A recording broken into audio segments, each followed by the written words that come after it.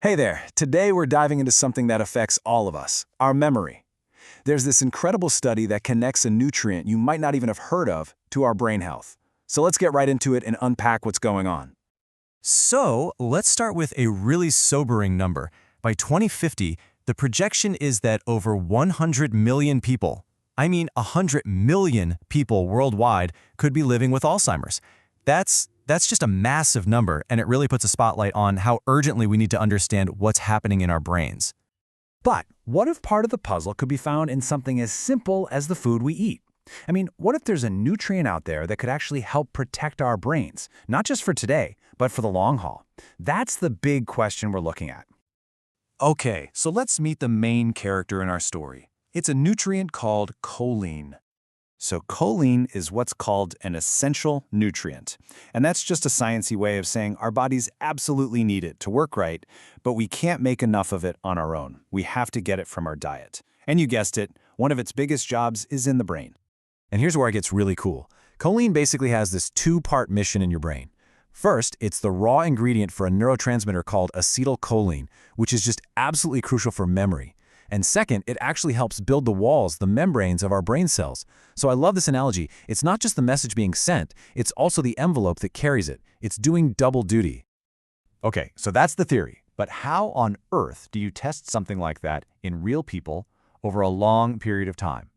Well, researchers found a way.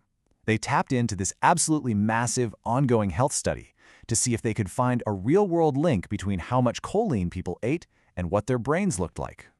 And we're not talking about just any small study here. They used data from the Framingham Offspring Study. Now, if you're into this stuff, you know the Framingham studies are legendary. They're kind of the gold standard. They're how we figured out a lot of what we know about heart disease. So using this data, it gives their findings some serious credibility.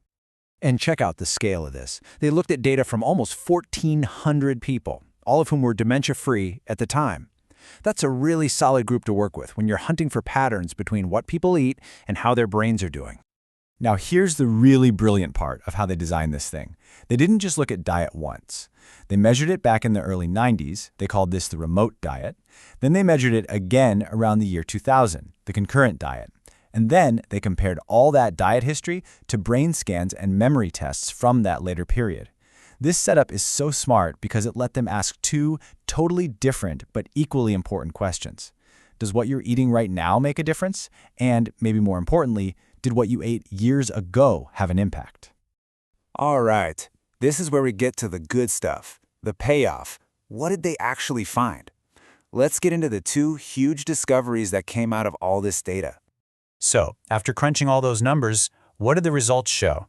What's the real connection here? Okay, this is the absolute key takeaway. They found two different, really powerful links. First, the choline people were eating today, that was tied to how well their memory was working right now. But, and this is wild, the choline they ate years in the past was tied to the actual physical health of their brain structure.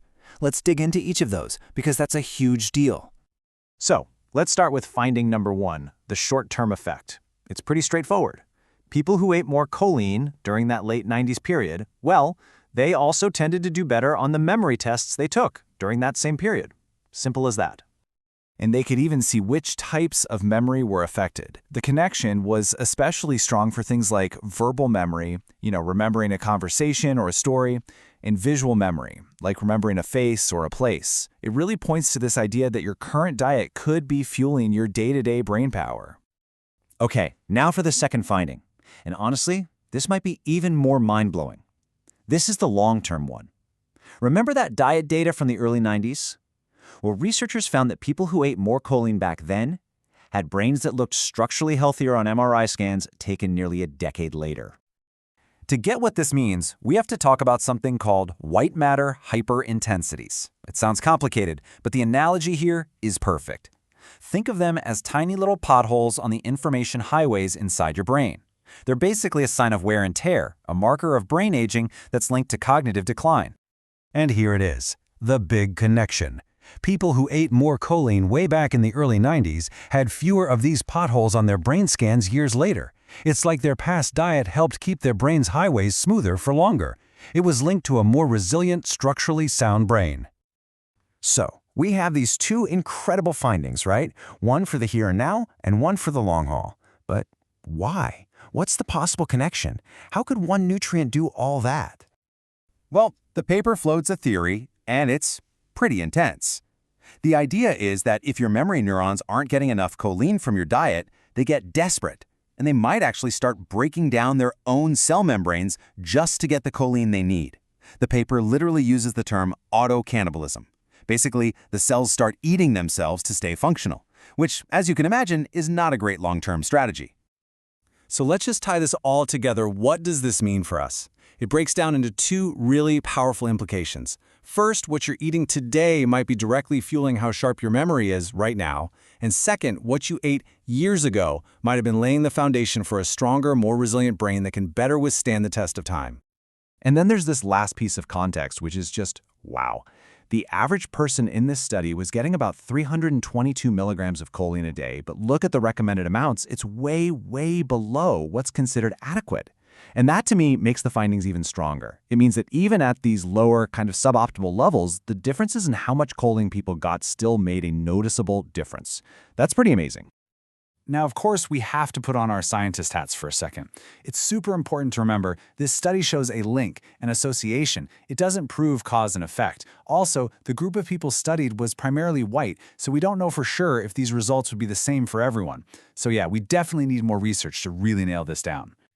But at the end of the day, the big takeaway here isn't about some magic pill or a single miracle nutrient. It's about a much bigger, much more profound idea. The connection between our diet and our brain health isn't just a one-off. It's a lifelong conversation that's happening every single day. And so, this whole study leaves us with one really powerful question to think about. Are the foods we're choosing today, are they literally building the brain we're going to have tomorrow? It's a pretty compelling thought. Thanks so much for digging into this with me.